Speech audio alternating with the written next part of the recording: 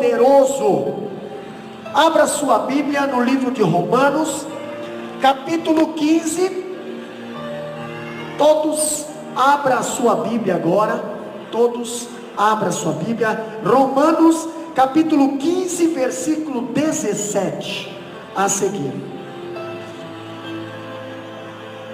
Que diz assim a palavra do Senhor. 15, 17 a seguir.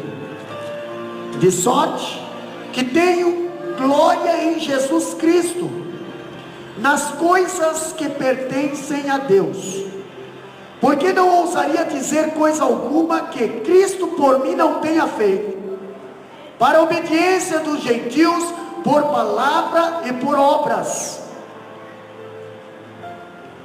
pelo poder dos sinais e prodígios, na virtude do Espírito Santo, de maneira que, desde Jerusalém e arredores até Ilírico, tenho pregado o Evangelho de Jesus Cristo.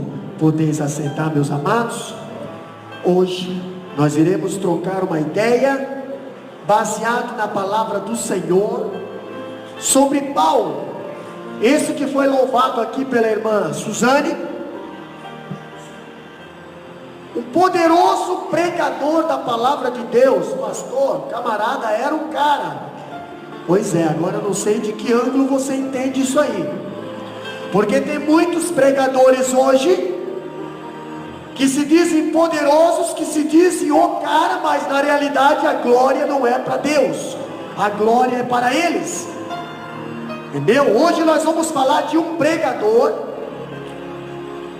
que era o cara, mas ele se tornou o cara não porque ele quis, mas porque Deus o fez grande. E nós vamos entender. E quando eu olho para essa passagem, eu coloquei uma imagem aqui no Data Show do pregador poderoso, aonde ele escrevia suas cartas de orientação para as suas igrejas. Não foi em uma escrivaninha, na qual hoje nós temos, não foi num ar-condicionado, não foi rodeado de obreiros gabaritados e muito bem em conhecimento, não. Ele escrevia as suas cartas dentro das prisões. Entendeu? Quem sabe a sua mesa era uma pedra, quem sabe a sua mão estava um pouco calejada, talvez de receber ou de se defender de bordoadas dos soldados. Por isso coloquei essa imagem aqui, para nós aprendermos que para se tornarmos um poderoso pregador debaixo do Espírito Santo e do poder do Espírito Santo, é dessa maneira. Muitas das vezes estamos presos, muitas das vezes estamos sozinhos, muitas das vezes estamos numa situação que ninguém quer estar, entendeu? Mas se precisar do levanta e anda na nossa vida, tem ou não tem? Tem.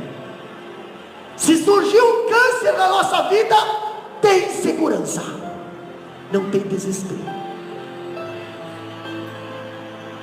Apareceu um deserto, pode ficar tranquilo, que Ele prepara uma mesa perante ti.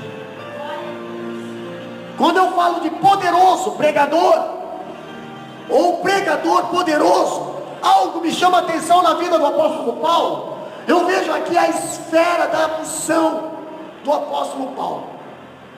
Eu tenho aqui algumas colocações.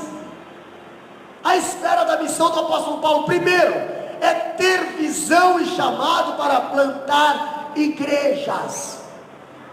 Estávamos conversando essa semana com alguns obreiros, alguns irmãos, e nós falamos para eles: irmãos, não viemos para cá para competir, não viemos para cá para nos idolatrar, não viemos para cá para nos fazer crescer, não, nós viemos para cá para plantar igrejas, abrir e fazer o negócio crescer.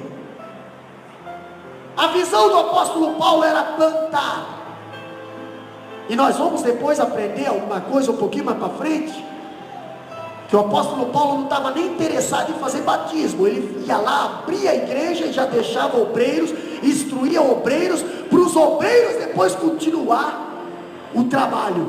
O negócio dele era abrir, vai abrir, prepara o obreiro, deixa no teu lugar, prepara o obreiro, deixa no teu lugar, prepara o obreiro, deixa no teu lugar. Não tem esse negócio de ser egoísta. O apóstolo Paulo tinha visão, fazer pesquisa sobre a comunidade, divulgação. Ele sabia onde necessitava. Muitos hoje, na terça-feira passada, nós aprendemos aqui, quem estava no culto de ensino na terça-feira passada, vai entender o que eu vou falar agora. Muitos hoje escolhem lugares bons para fazer, para abrir. Ninguém vai para a Índia, ninguém vai para a Bahia. Agora vão, porque agora tem 4 igrejas cheias lá. Agora pode ser que alguém vai querer lá, abrir lá para competir, para querer tirar, para querer desfazer, mas vocês sabem muito bem que Deus não deixa acontecer isso, entendeu? Deus não permite esse tipo de coisa. Escolhe o local adequado para a instalação de uma nova igreja. Ter visão é ter uma igreja mãe apoiando e dando suporte. Não se envia missionário para a missão para passar fome, para passar necessidade. Não, o missionário não pode se preocupar com o balcão dele. Ele tem que se preocupar com a igreja. Quem tem que se preocupar com o balcão do missionário é a igreja. Por isso que a igreja está crescendo na Bahia, entendeu? Por que a igreja está crescendo agora na Índia? Porque tem alguém dando suporte, tem alguém mantendo. Fazer evangelismo é discipulado constantemente. Nós temos o departamento de discipulado aqui, e Deus está levantando um departamento de evangelismo bonito. E sabe quem que Deus está usando? A juventude. E eu fico tão orgulhoso quando vejo essa juventude sábado sair fazer evangelismo. Muito lindo isso aí, muito boa iniciativa, muito lindo. Que mais irmãos possam se encostar ao lado e não deixa a liderança fazer sozinha não, viu? Se encoste, entendeu? Se encoste do lado e vai fazer junto. Quer ganhar alma? Vamos atrás, vamos correr atrás. Não é aqui não, é lá fora, entendeu? Educar a igreja para que tenha visão missionária. Sabe por que a nossa igreja aqui, ela sustenta 1, 2, 3 missionários já? Porque uma vez ela foi mantida. Hoje ela consegue se manter sozinha. Hoje ela já está andando sozinha e só tem 4 anos. Nem tem 4 anos ainda. Até se confundindo nas datas dos congressos. Entendeu? É 3, é 4, é 4, é 3, não sei, irmão. O negócio está crescendo. Depois que passou de 5, vai, coloca aí qualquer número. Entendeu? O importante é a bênção. Eu não estou preocupado com números. E eu também aconselho os irmãos não se preocupar com números. Sabe o que acontece? As pessoas chegam em casa e pedem bem assim: escuta, quem é que estava na igreja hoje? Estava fulano, ciclano, beltrano e mais o tetrano. Não tinha muita gente não tinha. Então tá, ainda bem que eu não fui.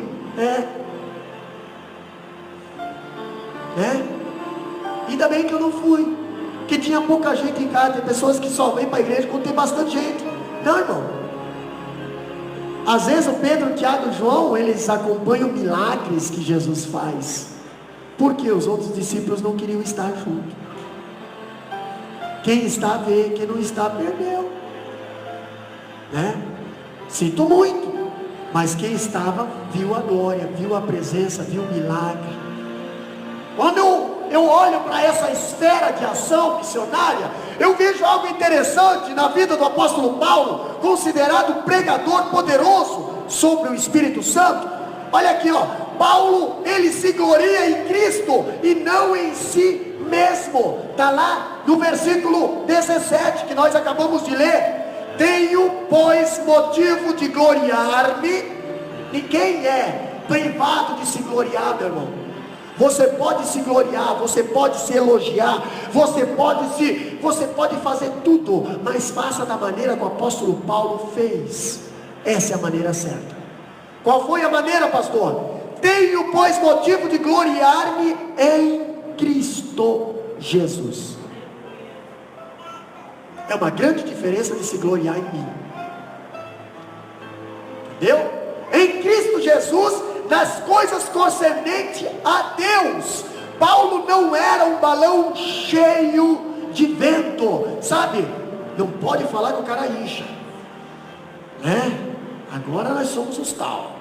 Agora, irmão, misericórdia. É melhor você viver uma vida humilde do que você inchar demais e qualquer pernilongo furar em teu balão.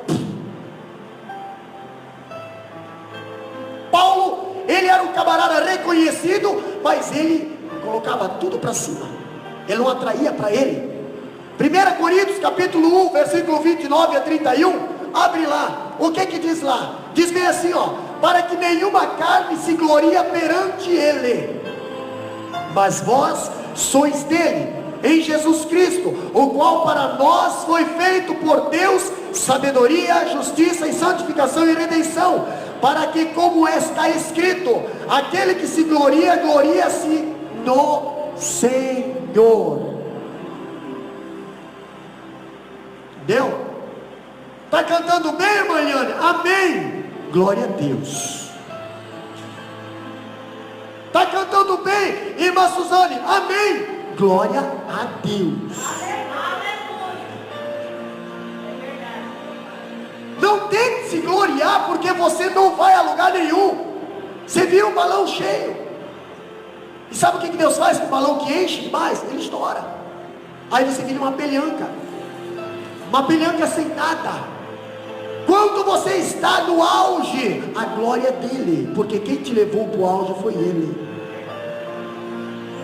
Pastor, quando eu vejo o apóstolo Paulo falando, eu vejo 2 Coríntios capítulo 10, versículo 17, também fala a mesma coisa. Mas por que o mesmo versículo? Na primeira carta, capítulo 1, versículo 29 e 31, e o mesmo versículo na segunda carta de Coríntios, capítulo 10 e 17, lá diz assim, ó: aquele pois que se gloria, gloria-se no Senhor. Por que esses dois versículos nos dois livros são iguais? Apóstolo Paulo estava escrevendo para a igreja de Coríntios, e na primeira carta ele diz assim, ó: aquele que se gloria, gloria-se no Senhor. Na segunda carta que o apóstolo Paulo escreve à igreja de novo, ele de novo escreve, porque de certo tinha alguns pavãozinhos dentro da igreja, entendeu? Alguns pavãozinhos dentro da igreja, alguns irmãozinhos que se achavam tal, alguns irmãozinhos que se achavam a última bolacha do pacote. Ei, irmão, na obra do Senhor não. Na obra do Senhor o menor é o maior. Na obra do Senhor o que mais se humilha ele é o que mais desexalta. Aqui é tudo ao contrário. Entendeu? Por que Paulo escreveu 2 vezes 2 cartas? Por causa que daquela igreja estava com algum problema assim. Paulo não trabalhou para engrandecer o seu próprio nome. Paulo tinha em mente propósitos mais elevados e desejava glorificar a Cristo em seus propósitos. Então, em total desacordo com o ensino bíblico, aqueles que exaltam a si mesmo e constroem monumentos à sua própria glória. Paulo refuta esse tipo de pessoa aqui nesse momento. Eu vejo Paulo como pregador da palavra de Deus. Eu vejo ele se gloriando em Cristo, e eu vejo ele também fazendo o que, pastor? Paulo prega aos ouvidos e aos olhos. Eu sempre falo: prega o que vive, vive o que prega. Não importa se você vai sofrer. Prega o que vive, vive o que prega. Entendeu? Não vive uma vida de fachada, porque não vai adiantar nada. Paulo capítulo 15, Romanos capítulo 15, versículo 18, diz bem assim, ó: porque não ousarei discorrer sobre coisa alguma, senão sobre aquelas que Cristo fez no meu intermediário. intermédio, para conduzir os gentios à obediência por palavra e por obras. Paulo não está se engrandecendo. Olha o que diz aqui. A ênfase de Paulo não estava nas coisas que fazia para Cristo. Tem muita gente que faz muita coisa para Cristo, faz coisa até demais, entendeu? Mas nós temos que prestar atenção que Paulo não trabalhava dessa maneira, Paulo não se gloriava dessa maneira, mas nas coisas em que Cristo fazia por intermédio de Paulo. Aí está o segredo. O segredo não é as coisas que você faz para Cristo, o segredo é o que Cristo faz por intermédio de você. Quando nós fazemos as coisas para Cristo, nós fazemos da nossa maneira, do nosso jeito, do nosso comportamento, das nossas atitudes. Agora, quando Deus quer fazer por intermédio de nós, é do jeito dele, é da maneira dele, é do comportamento dele. Por isso que muitas pessoas querem fazer a obra do Senhor, mas não querem que Deus faça a obra na vida dele. Por isso que existe muito falso profeta, existe muitos cantores gospel, existe muitas pessoas hoje que levam a palavra do Senhor, mas não deixam a palavra do Senhor levar a vida deles. Paulo, interessante que Paulo prega aos ouvidos e aos olhos. O que quer dizer isso? O que quer dizer isso? Paulo é apenas um instrumento de Cristo e não um agente. Sabe o que é um agente? É uma pessoa que faz as coisas para receber alguma coisa, entendeu? Hoje nós temos muitos agentes na igreja, no meio cristão, no meio evangélico, temos muitos agentes. Temos muitos cantores que, se você não pagar, irmão João, eles não vêm cantar. Temos muitos pregadores que, se você não pagar, eles não vêm pregar.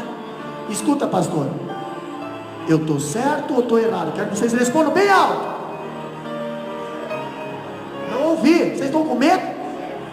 Eu estou falando uma mentira ou estou falando uma verdade? Porque às vezes eu acho que eu estou falando uma mentira, porque as pessoas se conformam em ver essas coisas, entendeu? As pessoas se conformam. Eu não me conformo, irmão. Não me conformo. Eu não me conformo. E ver o preço que muitas das vezes a gente paga para levar a palavra, entendeu? Ver os irmãos aqui, o quanto que eles sofrem. Ontem nós estávamos falando na aula 3, nunca esqueça da aula 3, sobre tempo, entendeu? O preço que nós pagamos para fazer algo para o Senhor, o sofrimento que nós temos para tirar o tempo do Senhor, porque vivemos em dias trabalhosos, e muitas das vezes esses dias trabalhosos acabam envolvendo até o nosso tempo que é do Senhor, que é para envolver com a família, que é para envolver com os nossos filhos, com a nossa esposa, com a casa do Senhor, com a família cristã. Pois é, Paulo, ele pregava aos olhos e aos ouvidos. Paulo, ele realiza sinais e prodígios pelo poder do Espírito Santo. O que é sinais e prodígios, pastor? Era feito através do ministério que estava na vida do apóstolo Paulo. O apóstolo Paulo, um grande pregador, capítulo 15, versículo 19, a parte A, diz bem assim, ó: por força de sinais e prodígios pelo poder do Espírito Santo. Não era por teatro, não era por coisa forçada, não era por coisa inventada, não era pisada no pé de irumbada, não, era pelo poder do Espírito Santo. É bateu, valeu, não precisa fazer muita coisa. Quem tem o poder do Espírito Santo tem autoridade. Quem tem o poder do Espírito Santo tem unção. Quem tem o poder do Espírito Santo pode dizer levanta que vai andar. Quem tem o poder do Espírito Santo pode decretar a vitória que vai ter. Quem tem o poder do Espírito Santo, a palavra não volta vazia. Acredita nas coisas de Deus. Paulo era uma pessoa que tinha o poder do Espírito Santo na vida dele. E eu acho interessante que Paulo é um pregador poderoso, e para ser pregador poderoso na íntegra pela Bíblia, ele tem que ter o Espírito Santo na vida dele, senão não tem poder. O homem não tem poder. A Bíblia fala lá em Jeremias: maldito o homem que confia no homem e põe na sua força a sua confiança. Esse homem é maldito. Agora, bem-aventurado aqueles que confiam no Senhor, voarão como águia, entendeu? E não se cansarão, terão suas forças renovadas. Quem tem o Espírito Santo é diferente. Seu poder não emana de si mesmo, vem de Deus. Sua força não vem de dentro, mas vem do alto. Seu apostolado é confirmado com sinais e prodígios. Abre a Bíblia, Atos capítulo, abre a Bíblia em 2 Coríntios 12, versículo 12. Lê bem alto para nós.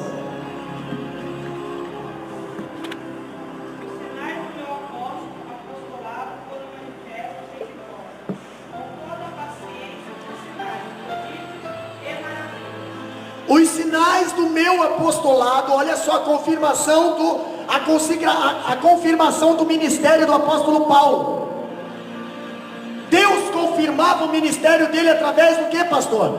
Deus ficava dizendo assim, esse dali é o presbítero, esse dali é o apóstolo, esse dali é o diácono, esse dali é o cooperador, esse dali é o evangelista, esse é o pastor. Não, Deus não fala disso não. Sabe como é que ele confirmava, irmã Cláudia? Na vida do apóstolo Paulo, através de sinais e maravilhas. Capítulo 12, versículo 12, 2 Coríntios, diz assim, os sinais do meu apostolado foram manifestados em vós com toda a paciência, por sinais, prodígios e maravilhas. Atos capítulo 13, versículo 9 a 12. Mais uma referência para nos dar base nesse assunto. Diz bem assim, todavia Saulo, que também se chama Paulo, cheio do Espírito Santo.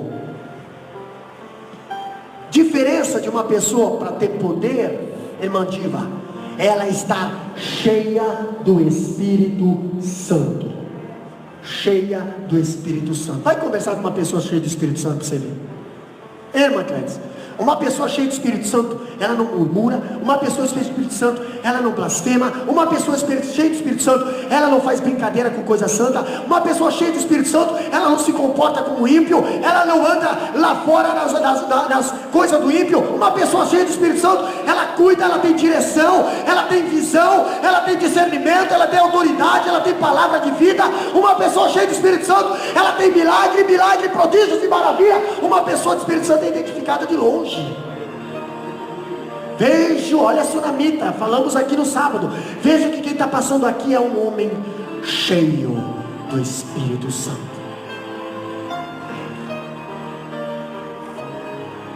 Que mais?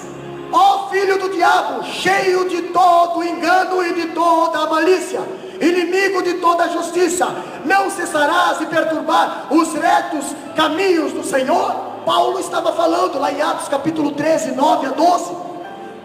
Uma pessoa cheia do Espírito Santo consegue identificar uma pessoa possessa, uma pessoa que está sendo usada pelo inimigo, entendeu?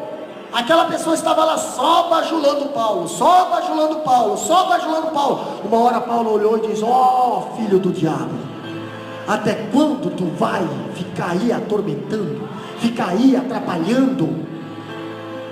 Seja liberto no nome de Jesus. E na mesma hora, aquela pessoa ficou liberta. Pastor, como é que aconteceu isso? Cheio do Espírito Santo. Não mexe com quem é cheio do Espírito Santo. Não mexe com quem é cheio do Espírito Santo. Não se levanta com quem é cheio do Espírito Santo. Não faz armadilha para quem é cheia do Espírito Santo. Pastor, eu tenho inveja daquele irmão. Pastor, eu não quero. Ei, vai lá e se encosta do lado daquele irmão. Acompanha aquele irmão, porque você vai ser cheio também. Sabe o que tu está sentindo? Tu está sentindo um vazio porque o teu irmão está cheio. Vai lá perto do teu irmão, que ele vai te ajudar a te encontrar o caminho para você ser cheio também. Mas não mexe com quem é cheio do Espírito Santo. Não. É capaz de aparecer ursos aí, ursas, né? Capaz de aparecer ursas, assim como apareceu lá, com Eliseu lá. Se eu sou homem de Deus, então que as ursas apareçam. E apareceu ursa lá no deserto, não sei de onde que surgiu. 42 meninos de rua foram engolidos por urso. Vamos para frente, pastor. Quando eu vejo o apóstolo Paulo defendendo aqui os sinais e prodígios do seu apostolado, eu vejo que o escritor afirma que ambos sinais e prodígios são milagres realizados sobrenaturalmente, tá? Mas o milagre é tanto um sinal quanto um prodígio. A qualidade de sinal aponta para o instrumento mediante a qual ele ocorre e, deste modo, possui caráter de confirmação. Na qualidade de prodígios, enfatiza o aspecto admirável do evento. Quando a Bíblia diz ali, o propósito principal dessa manifestação era autenticar o ministério todo especial dos apóstolos. Hebreus capítulo 2 versículo 4, abre lá e lê bem alto. Hebreus capítulo 2 versículo 4: os sinais e prodígios são a autenticação do nosso ministério. Pastor, eu estou tantos anos com o ministério na minha vida e não tem sinais. Então cuida perigo aí. Lê lá para nós. Testificando também Deus com eles por sinais e milagres e várias maravilhas e dons do Espírito Santo, distribuído por sua vontade. Testificando também Deus com eles por sinais. E quem é que estava testificando ali, irmã Cleonice? Deus estava testificando. O que é testificar? Testemunhar, confirmar. Esse é meu filho amado. Qual que é o sinal?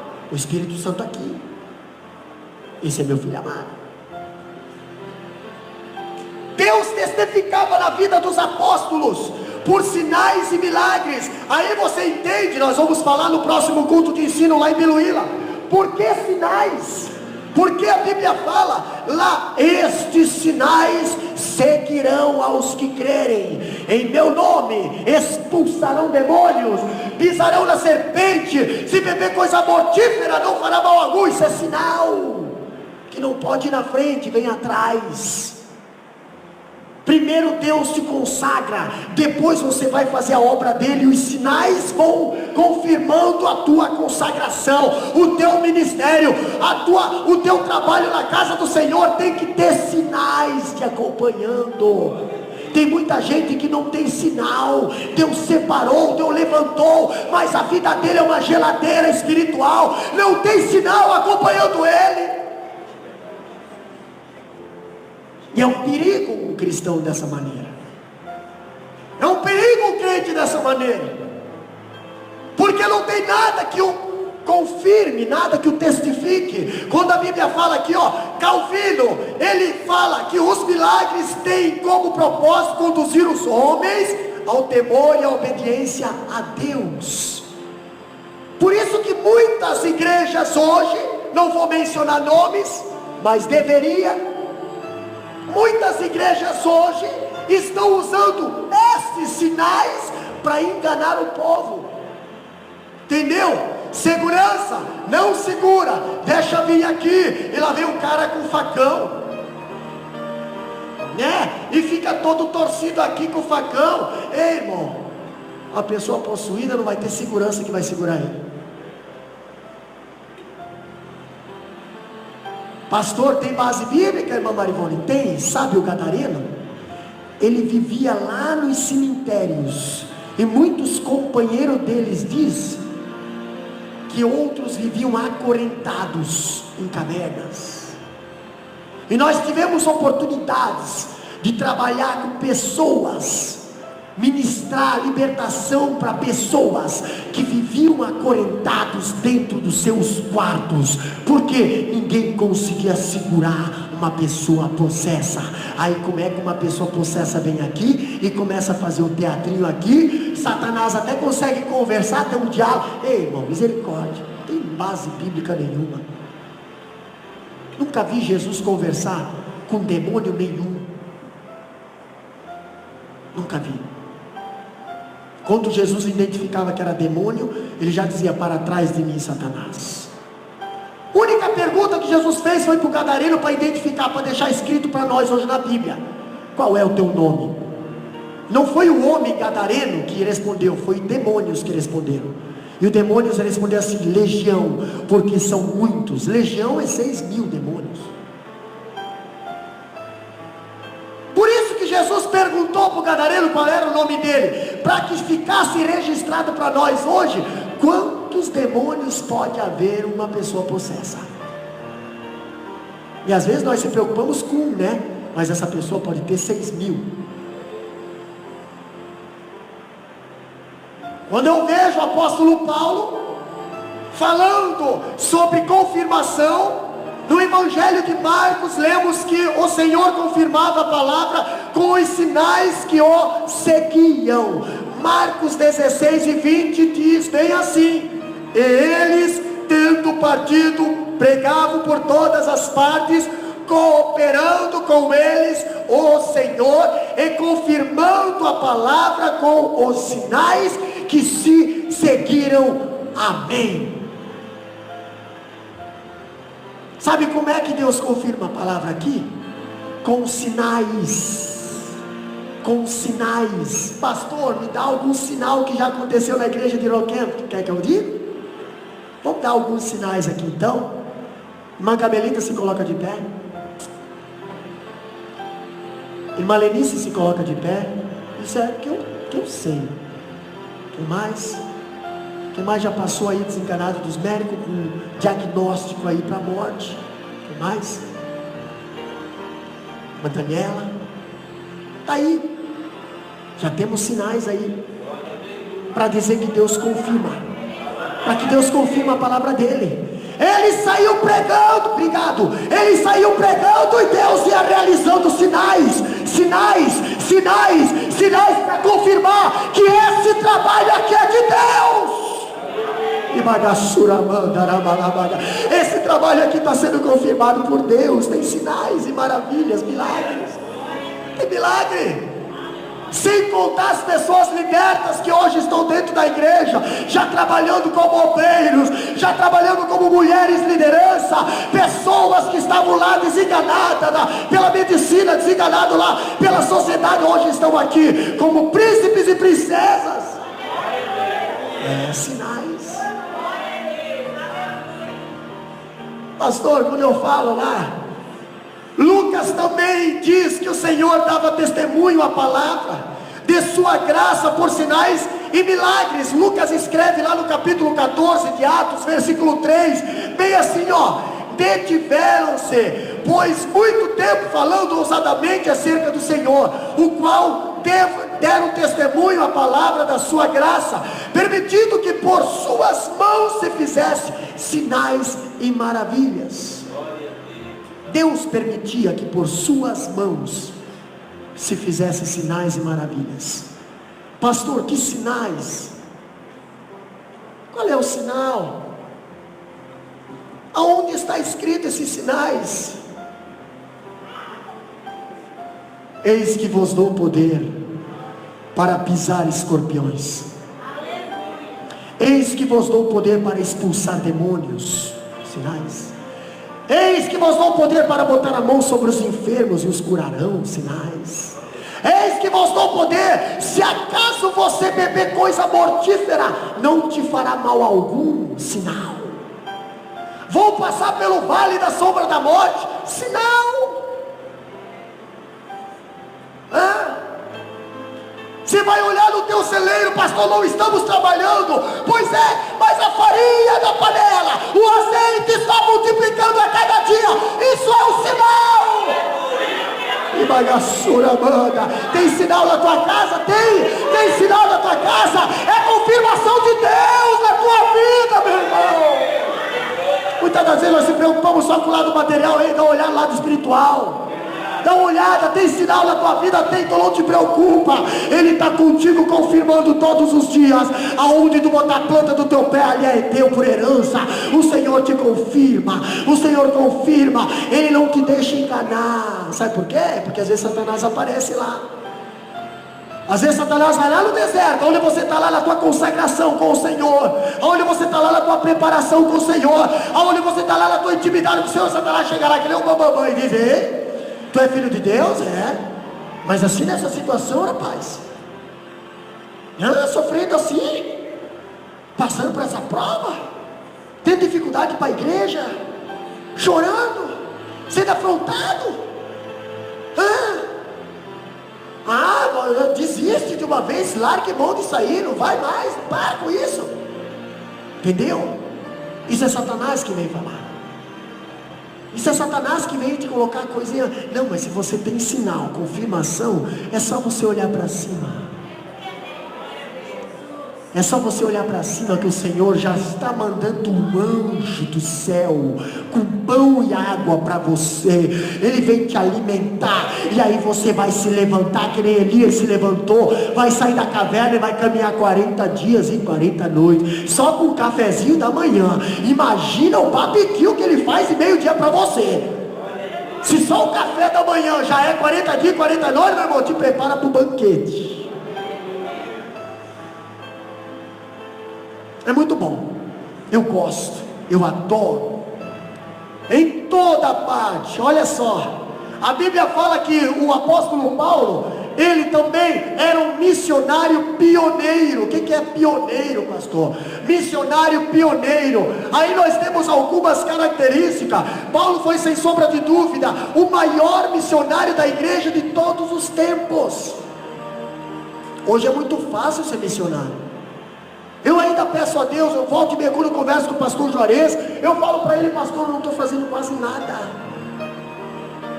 Pastor, eu queria poder fazer mais, eu queria poder fazer mais. Eu queria poder fazer mais aula de teologia, eu queria poder fazer mais culto nas congregações, eu queria poder fazer mais, pastor. Não estou fazendo nada. E eu me preocupo quando eu chegar diante de Deus, o que eu vou receber de galardão? Porque eu não estou fazendo nada. O apóstolo Paulo era um pioneiro, ele foi um dos maiores missionários da igreja de todos os tempos. Ele plantou igreja nas províncias da Galácia, Macedônia, Caia, Ásia Menor. Olha só, nas principais cidades, as margens das mais importantes vias e províncias da Síria, Chipre, Galácia, Ásia e Macedônia, e da Acaia. E agora, pastor, em toda parte o seu objetivo era o quê? Era pregar o Evangelho. Paulo não se preocupava em pregar status, Paulo não se preocupava em pregar o nome dele, Paulo não se preocupava em aparecer a presença dele, a imagem dele. Paulo queria pregar o Evangelho. Hoje nós olhamos os púlpitos, a maioria dos púlpitos estão sendo disputados, duelados, separados, 10, 15 minutos para a palavra e 45 minutos para a política, 45 minutos para meter sarrafo nos outros companheiros. Pois é, mas Paulo não fazia isso. Paulo pregava a palavra, Paulo pregava o Evangelho, Paulo abria a igreja por causa do Evangelho, Paulo salvava almas com o Evangelho, Paulo curava pessoas com o Evangelho, Paulo consagrava obreiros por causa do Evangelho. Hoje não pode mais se dizer que a igreja está sendo feita assim. Por quê? Porque hoje está sendo feito por interesse, hoje está se abrindo igreja por interesse, hoje está se abrindo ministério por interesse, hoje está se levantando obreiros por interesse. Não é mais por causa da palavra, não é mais por causa da essência da palavra. E o apóstolo Paulo, ele foi um missionário pioneiro por causa disso. Ele pregava o Evangelho onde ele ainda não tinha sido anunciado. É muito fácil você pregar o Evangelho. Alguém vir pregar o Evangelho aqui na igreja de Aroquento hoje é fácil? Não sei não, porque o povo aqui gosta de Bíblia, entendeu? Então vai ter que vir pregar a Bíblia. você não vai sofrer. Porque quem aprendeu a comer pão, não vai comer mais lavagem. Entendeu? Então, se o camarada prega a Bíblia, ele não vai ter problema. Quando eu vejo o apóstolo Paulo pregando o Evangelho, tendo contemplado sua obra no Oriente, olhava agora para o Ocidente. O ministério do apóstolo Paulo fez assim, do Oriente, e agora ele estava olhando para o Ocidente.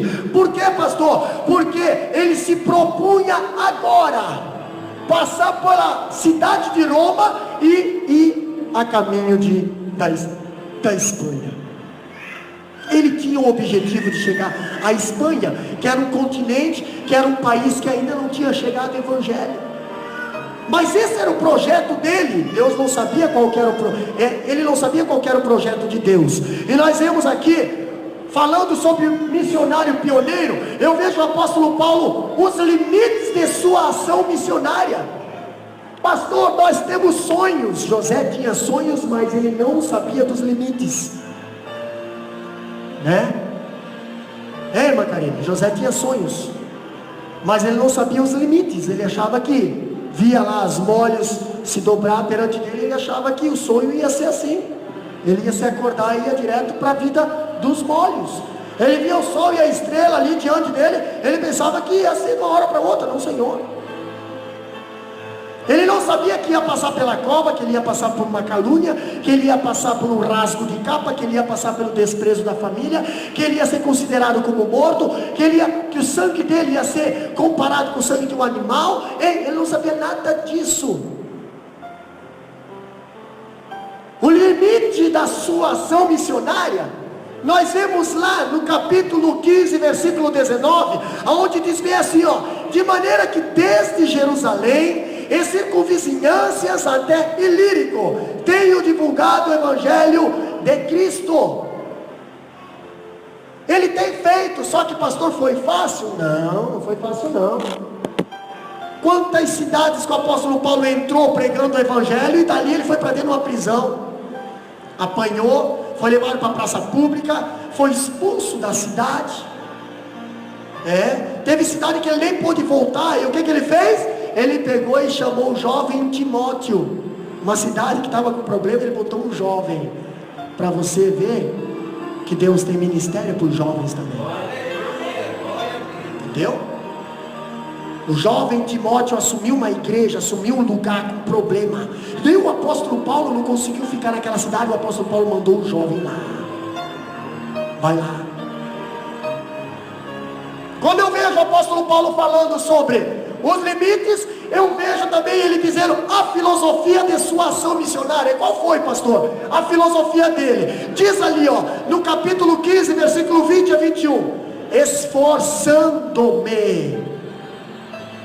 Qual que era a filosofia dele? Esforçando-me. Porque a palavra de Deus fala bem assim, irmã Diva: esforça-te que eu te ajudarei.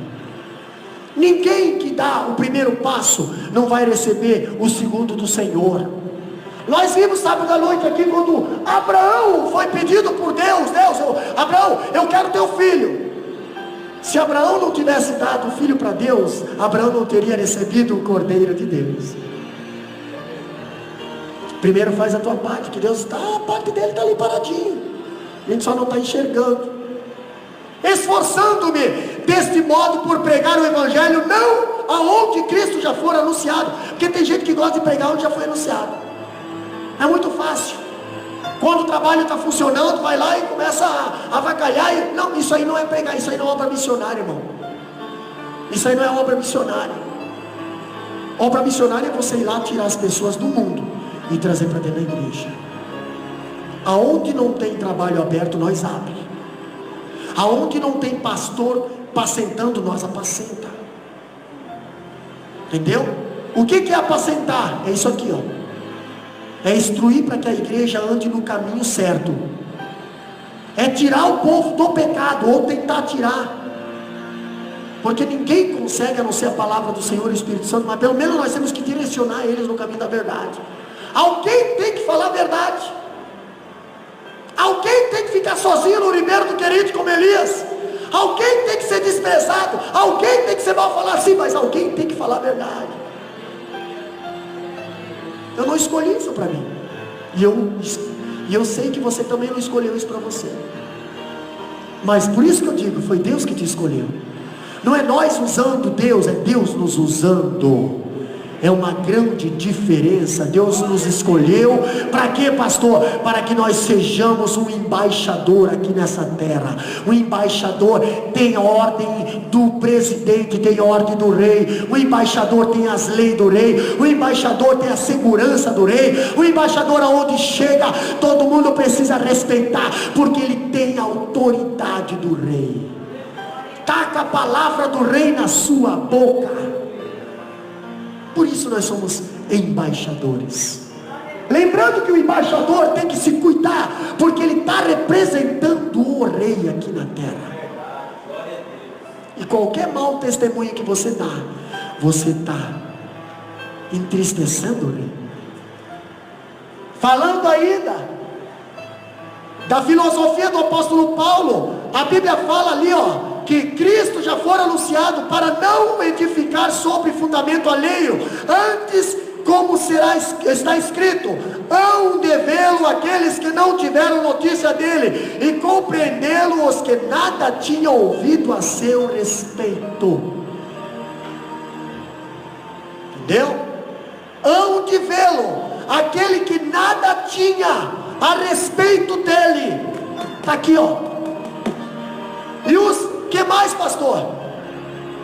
E compreendê-lo os que nada tinham ouvido a seu respeito também. Quem compreende e quem ouve, o Espírito Santo liberta. E uma vez liberto, conhecereis a verdade vos libertará. Entendeu? Não é placa de igreja que salva, é a verdade que salva. Ninguém vai ficar num lugar onde é pregado mentira. Ninguém vai ficar num lugar onde se fala de Deus, mas se vive coisas do diabo, coisas do inferno. Não, quem conhece Deus vai querer ficar perto de Deus. Falando ainda da filosofia, o seu chamado era para lançar fundamentos. 1 Coríntios 3:10, abre lá para ler bem alto para nós. 1 Coríntios 3:10 diz que o seu chamado era para lançar fundamentos. Ele não preocupava com outra coisa. O negócio dele era lançar fundamento. O apóstolo Paulo tinha uma filosofia, e uma das prioridades dele era lançar fundamento. O que diz lá? Segundo a graça de Deus que me foi dada, pus eu, como sábio arquiteto, o fundamento que outro edifica sobre ele. Mas veja cada um como edifica sobre ele. Olha só, segundo a graça de Deus que me foi dada, pus eu, olha só a interpretação de texto ali, pus eu como sábio arquiteto. Como é que uma pessoa pode ser sábio? Da onde vem sabedoria, Emaele? Conhecimento vem daqui, sabedoria vem de lá, entendeu? O apóstolo Paulo, ele pôs como um sábio arquiteto, o fundamento. Quantas das vezes eu sempre falei no casamento, falo em qualquer lugar, algo interessante da nossa vida é o fundamento. Nunca se começa uma casa sem primeiro investir no fundamento. Um prédio só se fica de pé porque tem bom fundamento. E muitas das vezes ele tem mais investimento para baixo do que para cima. Como é que está o teu fundamento? Já que você é um sábio arquiteto, o teu investimento é mais para baixo do que para cima?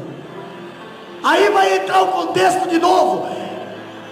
Aqueles que humilham, Deus exalta. Quanto mais você cava, mais Deus levanta a tua estrutura. Fundamento. E não para de cavar sem você chegar na rocha. Por quê, pastor? Porque tem pessoas que têm se apoiado em areia. Sabe o que a areia faz? A areia molda com o teu pé. Não, filho. Você precisa andar na rocha. Nós temos muitos irmãos pescadores aqui que andam por cima de rocha, e eles não conseguem fazer a rocha moldar com o seu pé. O pé tem que moldar com a rocha. Entendeu? É o pé que tem que moldar a rocha. Pastor do céu, eu não vou nessa igreja porque essa igreja é muito ruim. Eu vou lá naquela que é mais liberal. Sabe por quê? Porque é areia. Mas Deus quer que você firma teus pés na rocha. E se você não consegue, Ele mesmo faz por você. É só você pedir. Salmo 40 diz: tirou-me de um charco de lodo, pôs os meus pés firmados na rocha. Ele faz isso por você, é só você querer. Agora Ele não faz para quem gosta de areia. É só vir uma onda que você fica já dentro de um buraco. Quando eu falo sobre filosofia do apóstolo Paulo, sem dúvida, porque se reservava a apenas lançar os alicerces, deixando os outros o cuidado, o labor e mais longa duração, que era a instrução preliminar do batismo. Olha só, o apóstolo Paulo, a filosofia dele era ir lá, chegar na cidade, abrir a igreja, instruir os obreiros, deixar os obreiros trabalhando e seguir avante. Que a igreja que ele ficava, nós vamos entrar aí, estamos quase terminando o livro de Romanos, já vamos entrar no 1 Coríntios. Que a igreja que o apóstolo Paulo ficava 2 anos, 1 ano, às vezes não ficava nem 6 meses. Às vezes o povo queria que ele ficasse, às vezes o povo queria que ele fosse embora. Entendeu?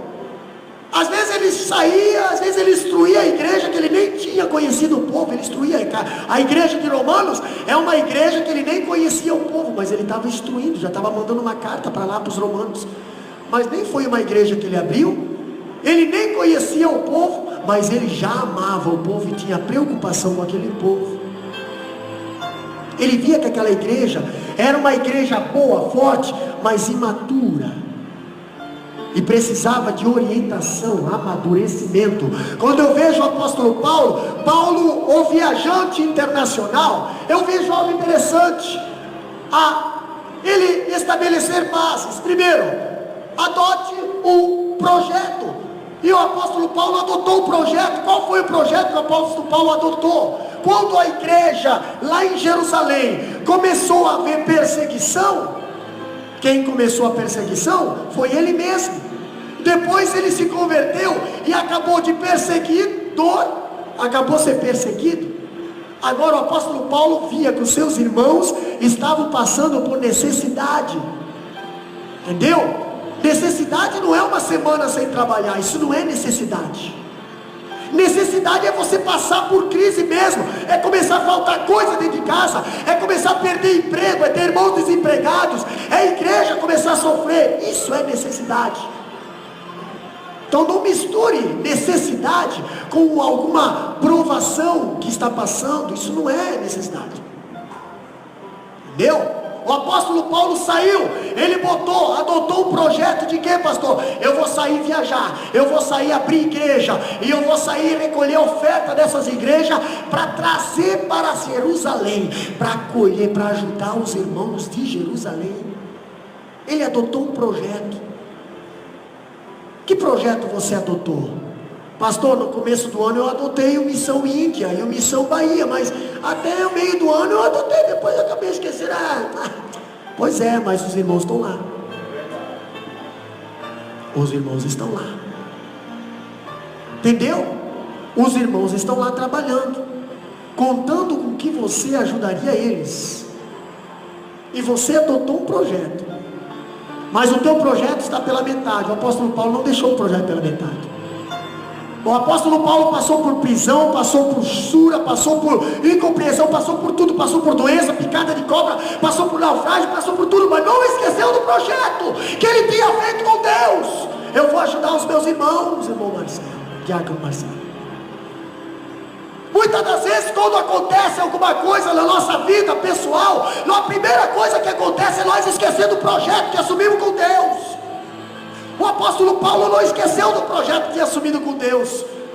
O apóstolo Paulo passou por tantas coisas nas viagens dele, mas a coisa que ele mais se cuidava era de voltar e levar aquilo que ele tinha prometido. Eu vou procurar ajuda, eu vou procurar um meio para ajudar vocês aqui em Jerusalém. Quando eu vejo ele estabelecendo metas, Paulo era um missionário itinerante, fazia muitas perigosas viagens, mesmo diante das precariedades óbvias. Se você olhar no final da tua Bíblia, todos eles têm Bíblia de estudo, vocês vão ver a primeira, a segunda, a terceira viagem. Todas as viagens que o apóstolo Paulo ia, ele ia a pé. Pode ver, aquelas linhas ali é por terra. E quando voltava, aí ele voltava de navio. Por quê, pastor? Porque era mais perigoso quando ele estava voltando. Ele estava voltando com ofertas, ele estava voltando com o dinheiro que os irmãos tinham ofertado para levar para a igreja de Jerusalém. E tem muitas pessoas que não cuidam com isso, não prestam atenção nisso, entendeu? Essas coisas precisam ser cuidadas também.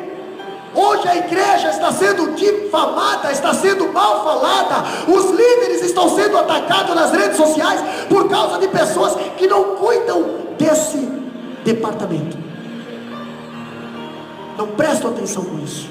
O apóstolo Paulo cuidava para que ninguém o assaltava, ele era zeloso com as coisas que Deus o confiou. Ele tinha uma meta, ele tinha um projeto, e esse projeto era de Deus. E quando o projeto é de Deus, aí nós temos que levar mais a sério ainda. Falando do apóstolo Paulo, quando ele fala nos textos em Apreço, o apóstolo Paulo fala sobre os planos de viagem, inclusive o roteiro de Roma, Jerusalém e Roma e Espanha. Nós vemos aqui o seu plano de visitar Roma. Seu plano de visitar Roma. Ele tinha a intenção de visitar Roma, pastor, mas ele não sabia como é que ele ia para lá. Entendeu? Ele já não sabia que Deus iria conduzir ele para lá, mas não como missionário, como um prisioneiro. Pastor, mas agora eu sou um prisioneiro. Será que eu vou continuar pregando mesmo prisioneiro? Continua pregando mesmo prisioneiro. Ah, pastor, agora eu fui preso.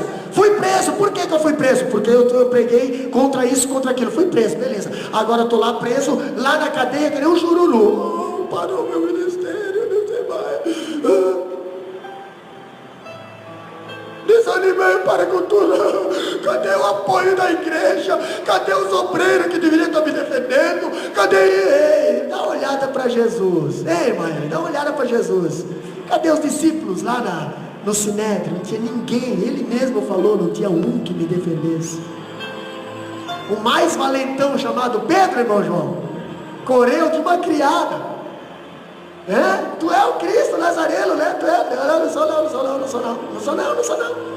Nem conheço tal homem. E um galo teve que chamar a atenção dele. Um galo, família da galinha. Foi um galo que chamou a atenção dele, um galo que fez ele chorar amargamente. Quando Jesus falava, irmão, Pedro não sentia nenhum sentimento, irmã Suzane, né? Quando Deus fala, muitas das vezes você não sente nada. Cuidado, porque às vezes pode aparecer um galo na tua vida que vai fazer você chorar.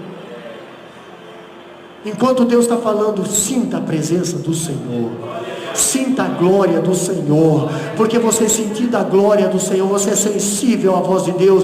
Não vai precisar galo vir falar para você não, viu? Você não vai ser enganado por criada não, porque você tem a glória do Senhor na tua vida. Quando eu vejo o apóstolo Paulo falando sobre o seu plano de visitar Roma, eu vejo algo interessante. Os motivos que retardaram a ida de Paulo a Roma foi o que, pastor? Foi atraso. Por que Paulo atrasou para ir a Roma? O atraso da visita de Paulo à igreja de Roma não se deveu a barreiras espirituais, mas a oportunidades que não podiam deixar de ser aproveitadas. Por que que muitas das vezes Deus me coloca num leito de hospital. Por quê, pastor? Porque muitas das vezes ali vai ter uma oportunidade que precisa ser aproveitada. Antes de nós entrarmos para vir para a Austrália, faltava uns 8 meses, me deu um nó aqui na virilha, nunca me aconteceu, mas um nó, de uma noite para o dia apareceu esse nó, e eu tinha dificuldade. Meu Deus, mas agora que nós estamos prestes eu estou prestes a fazer um exame, já estou, meu Deus do céu, isso aqui é a obra do inimigo. Não, ficamos, meu Jesus querido, fomos para o hospital, o médico falou, é urgentíssimo, tem que ir para a cirurgia agora. Meu Deus do céu, mano, vai agora, prepara as coisas, busca as coisas em casa, que é agora, lá vai, coitado, para ver a cirurgia. Quando volta da mesa de cirurgia, está lá no quarto, uma pessoa do lado, começa a entrar em contato, conversa, fomos descobrir, era um desviado, e agora, ganhei alta, ele pede para me fazer uma oração, eu faço o convite, ele volta para Cristo, eu prometo, assim que eu estiver bom, andando eu venho aqui te visitar. Não demorou 3 dias, eu cheguei no hospital, cadê a pessoa? Já ganhou alta, onde é que ele mora? Fui lá para a casa dele, fomos lá, tocamos gaita, cantamos com ele, estava feliz da vida, tinha câncer. Família toda alegre porque o pai voltou para Jesus, meu Deus, pastor. E lá, depois, terça-feira, fui fazer mais uma visita, não estava mais em casa, estava para onde? Estava para o hospital. Quando chegamos no hospital, partiu para o Senhor. Nossa, fui para casa triste, porque era uma vida que nós tínhamos ganhado para o Senhor, mas quando recebemos um telefonema, pastor, o senhor pode vir fazer o culto fúnebre? Posso, mas eu tenho que falar com o meu pastor primeiro. Você pode ligar? Pode.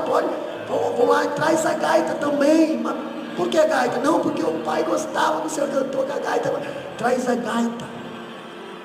Quando nós chegamos lá na casa mortuária, chegamos lá, a família toda veio abraçar. Eu pensei, gente, o pai de vocês faleceu. Vocês não estão tristes não? Vocês não estão tristes? Não, pastor. Meu Deus do céu, Deus usou o Senhor lá naquele hospital para ganhar um pai de volta para Jesus. Nós estamos felizes porque o pai morreu salvo. O pai foi para casa cantando, o pai foi para casa louvando, o pai voltou para o hospital tranquilo, o pai partiu com o Senhor alegre. Pastor, isso não tem preço que pague. Eu falei, então eu sei porque Deus me colocou no hospital. Oportunidades. O apóstolo Paulo não sabia por que a viagem dele estava atrasando lá para Roma. Era porque tinha coisas que ainda precisava ser feito. Ele não entendia, mas precisava ser feito algumas coisas. Se foi Satanás quem barrou o caminho do apóstolo Paulo, eu não sei. Se foi a obra de Deus que retardou a visita de Roma, eu também não sei. Eu só sei dizer que tinha um propósito naquele atraso. Assim como o naufrágio daquele navio teve um propósito. O apóstolo Paulo caiu lá naquela ilha, com todos os prisioneiros. Quem é que estava catando graveto, irmã Zélia? O apóstolo Paulo. Para uma multidão, catar graveto. Se fosse cedro, pedaços de madeira, como tem aqui na Austrália, né? Se fosse pedaços de madeira, que nem tem aqui na Austrália, tudo bem. Mas era gravetos. Sabe o que é graveto? Se você procurar lá no dicionário, graveto é o finalzinho do galho, o mais fininho, aquele que fiapinho. O apóstolo Paulo estava catando graveto para aquecer aquela multidão de prisioneiros. Então imagina, o apóstolo Paulo ia lá, catava, botava aqui no fogo. Ele ia lá, catava, mas ele estava conseguindo manter aquela tripulação aquecida. Alguém tem que estar trabalhando. Pastor, mas é graveto, mas está aquecendo, né? Não se preocupa em procurar toco grosso. Deus quer que você comece pelo graveto. E o interessante é que Satanás, cooperador irmão Admilson, Satanás ele é tão traíra, que no meio do graveto, ele coloca uma víbora. E aí tipo assim, ó, quando ele vai jogar os gravetos no fogo, Satanás não gosta de fogo, irmã Eliane. Joga o graveto no fogo para você ver. Satanás vai pular. Ele não gosta de fogo. Ele não gosta de fogo. Satanás não gosta de fogo. Satanás, ele corre do fogo. Satanás tem medo do fogo. Quando Paulo jogava o graveto no fogo, a víbora pulou do fogo. Sabe quem gosta de fogo? Pergunta para Sadraque, Mesaque e Abednego, irmã Cláudia. Você vai ver quem é que gosta de fogo. Sadraque, Mesaque e Abednego sabe que no fogo só tem uma pessoa que resiste: o próprio Deus. Ele está contigo no meio da fornalha, ele não pula fora não. Aqueceu, esquentou, ferveu o negócio, mas eu estou contigo lá dentro da fornalha, para provar para esse mundo que eu sou Deus, que não te livro da fornalha, eu te livro lá dentro da fornalha, dentro da fornalha, eu estou contigo. Essa é a diferença. Os motivos que retardaram também tem o propósito da visita de Paulo a Roma. Paulo, ele tinha 3 propósitos em mente de visitar a igreja de Roma. Primeiro, ele desejava desfrutar um pouco da companhia daqueles irmãos. Quem é que não gosta, não tem desejo de visitar a Bahia, né? Uma igreja que nós estamos mantendo, uma igreja que nós estamos alimentando, que nós estamos suprindo a necessidade. Quem é que não tem desejo de ir lá visitar, de ir lá ajudar, de ir lá cooperar com eles? Pois é, o apóstolo Paulo também tinha esse desejo com Roma. Segundo, ele queria, pastor, o que ele queria? Queria conseguir entre os crentes de Roma algum fruto espiritual. Ele queria aprender alguma coisa lá também. Ele queria aprender. Quando os irmãos vêm do Brasil para cá, eles aprendem algumas coisas aqui que lá não tem. Eles aprendem aqui como é que é a obra missionária, que a visão lá é diferente, entendeu? Eles vêm para cá e veem que aqui o negócio é mais difícil do que eles imaginam. Eles aprendem, eles adquirem fruto espiritual, na qual aqui para você ir para um culto, você tem que andar 360 quilômetros em Maranata. Entendeu? E muitas das vezes não fazem. Para você ir para outro culto é 150 quilômetros. Para você participar de um culto desse, você tem que pagar um aluguel caro. O apóstolo Paulo queria, o desejo dele era passar por Roma para aprender algo que ele ainda, uma experiência diferente que ele ainda não tinha no ministério dele. Por isso ele desejava passar por Roma. Por isso ele desejava. Terceira coisa, ele pretendia ser enviado pela igreja de Roma com sustento. Ele sabia que a igreja de Roma era uma igreja forte, era uma igreja bem abençoada. Então ele queria chegar lá, ele queria ensinar os irmãos, ele queria instruir os irmãos a ter espírito missionário, porque ele precisava ir à Espanha, e ele queria que a igreja o mantesse na Espanha. Era essa a intenção. Ele só não sabia que o ponto final do ministério dele era em Roma. Ele só não sabia que o projeto dele não é um projeto de Deus. Deus tem os seus projetos e muitas das vezes nós não entendemos os projetos de Deus. Em segundo lugar, o seu plano era visitar Jerusalém. Antes, ele veio aqui estabelecer o intercâmbio. Aí depois ele tinha um projeto de visitar Jerusalém. Antes de fazer essa viagem, ele tinha que voltar primeiro, trazer a oferta para Jerusalém, se despedir dos irmãos de Jerusalém e depois ir a Roma. Ele não sabia, até ele foi avisado antes de chegar em Jerusalém. O irmão pegou um cinto, se amarrou todo e disse bem assim: apóstolo Paulo, assim diz o Senhor, assim como eu estou amarrado com esse cinto, assim te prenderão quando chegar em Jerusalém.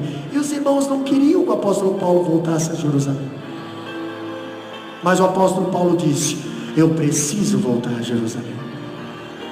Quando o apóstolo Paulo chegou em Jerusalém, ele foi preso, caiu na prisão, apanhou, quiseram fazer motim, quiseram tirar a vida dele, foi levado para Antioquia. De Antioquia ele saiu num navio cargueiro, carregado de prisioneiro, missionário, sendo preso como prisioneiro. Foi a Roma. Pastor, a intenção dele em chegar a Roma foi algo interessante. Nós vemos a diaconia de Paulo. Paulo, ele trabalhava. Paulo vai a Jerusalém exercer o ministério da misericórdia, não o ministério que ia favorecer o lado dele, mas o ministério que ia favorecer o lado da igreja. Ele olhava para a igreja, ele pensava na igreja, tudo que ele fazia era para a igreja, o ânimo dele era para a igreja, o sustento dele era para a igreja. Ele ficava feliz quando a igreja estava bem, ele ficava triste quando a igreja estava triste. Ele vivia com os sentimentos da igreja. Quando eu vejo o apóstolo Paulo, eu vejo a generosidade dos crentes gentios. Por quê, pastor? Lá no capítulo 15, versículo 26, os crentes gentios da Macedônia e Acaia demonstraram amor àqueles que não conheciam pessoalmente. Eles lá de fora, os gentios, ouviram Paulo falar da igreja de Jerusalém que estava passando por necessidade. Eles sentiram generosidade e começaram a ofertar. Apóstolo Paulo, leva essa oferta para os irmãos judeus lá em Jerusalém. 1 Coríntios capítulo 16, 1 a 4, evidenciam que o amor cristão não consiste apenas em palavras, mas sobretudo em ação. Comunhão inclui em repartir o pão. Viu? Comunhão inclui repartir o pão. Você reparte o pão com o ímpio lá de fora, e muitas das vezes os teus irmãos, você vê passar necessidade, você não abre mão para os teus irmãos, você nem comemora com os teus irmãos, você nem festeja com os teus irmãos, você nem ajuda os teus irmãos. Entendeu? Generosidade é algo que precisa estar impregnado no DNA do cristão. Aqui, ó, repartir o pão. Eles viviam em oração, na doutrina dos apóstolos e no partir do pão. Por isso que a igreja não parava. A dívida dos crentes gentios era porque o apóstolo Paulo foi enviado aos gentios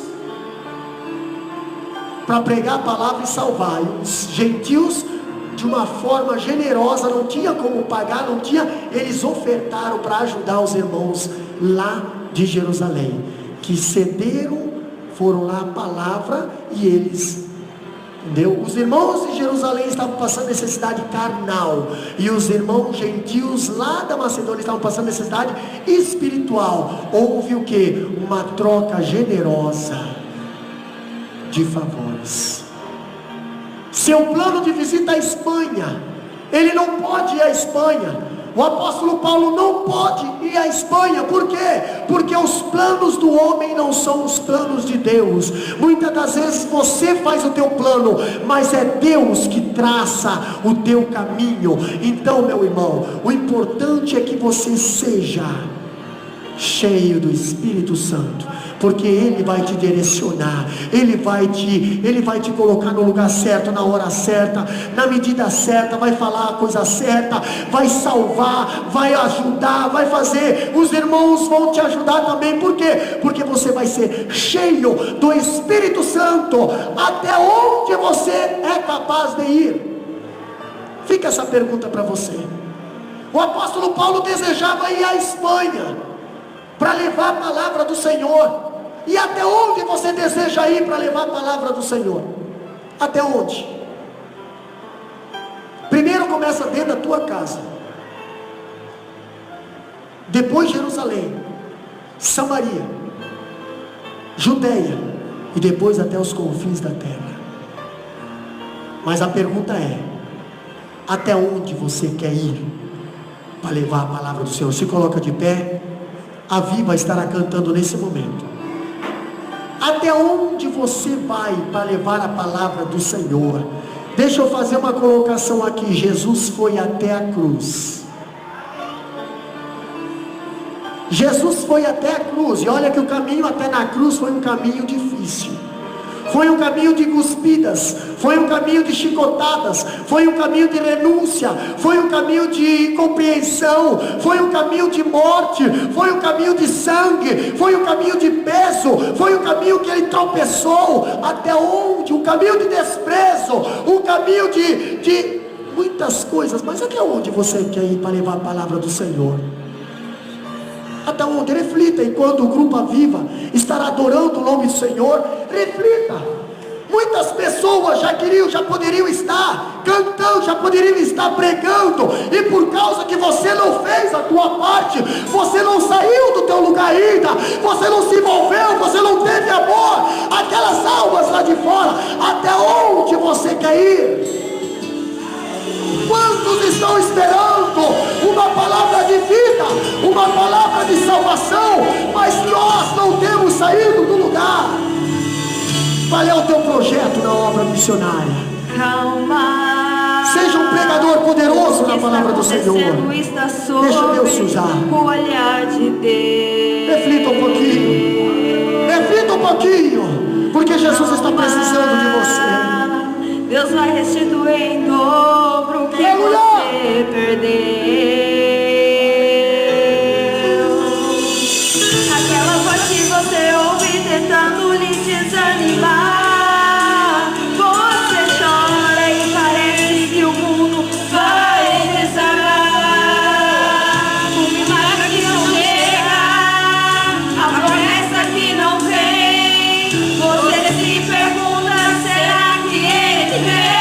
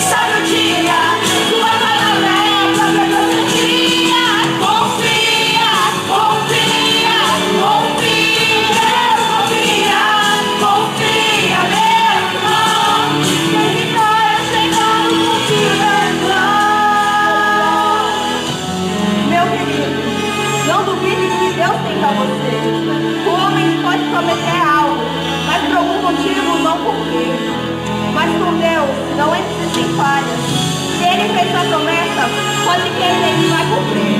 Ele vai cumprir.